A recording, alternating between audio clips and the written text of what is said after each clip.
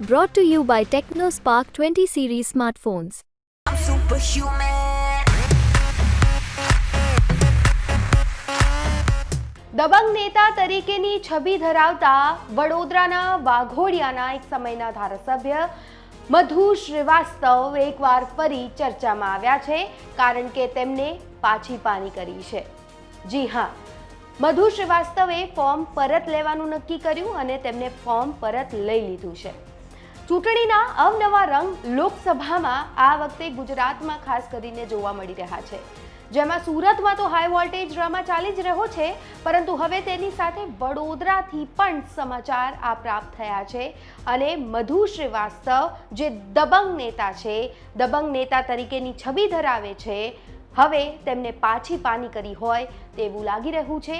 શા માટે આ નિર્ણય લીધો છે તેને લઈને હજુ સુધી સ્પષ્ટતા મધુ શ્રીવાસ્તવ તરફથી નથી કરવામાં આવી, પરંતુ એક વાત સ્પષ્ટ છે, આજરોજ ફોર્મ ભરવાનો અંતિમ દિવસ છે અને અનેક જગ્યાઓથી ફોર્મ પરત લેવાની પ્રક્રિયા પણ કરવામાં આવી રહી છે, જેમાં સુરતમાં તો હાઈ વોલ્ટેજ ડ્રામા ચાલી જ રહ્યો છે, પરંતુ હવે અલગ અલગ વિસ્તારોથી સમાચારો પણ સામે આવી રહ્યા છે, જેમાં સૌથી વધારે શોકિંગ સમાચાર મધુ શ્રીવાસ્તવ માટે હતા, કારણ કે તેઓ એક એવા દબંગ નેતા છે જેઓ એકલા હાથે લડવા માટે ખૂબ જ સક્ષમ માનવામાં આવતા હતા અને ખૂબ જ એવી છબી ધરાવે છે, કડક નેતા તરીકેની છબી ધરાવે છે.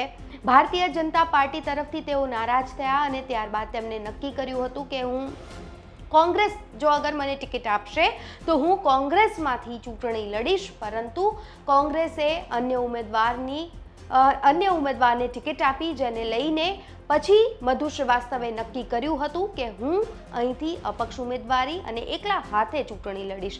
પરંતુ અચાનકથી શું થઈ ગયું કે મધુ શ્રીવાસ્તવે પોતાનો લીધેલો નિર્ણય ફેરવી દીધો.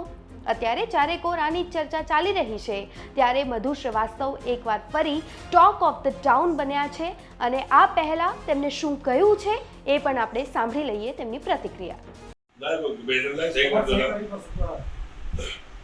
कांग्रेस को डर है,